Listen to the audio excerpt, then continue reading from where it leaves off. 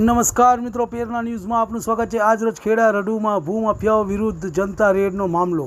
ખાણ ખનીજ વિભાગ દ્વારા માટી ખનન કરતા તત્વો 5,30,000નો દંડ ફટકાર્યો। ગ્રામજનોએ જેસીબી અને 2 ડમ્પર માટી ખોદવાના ઝડપી પાડ્યા છે।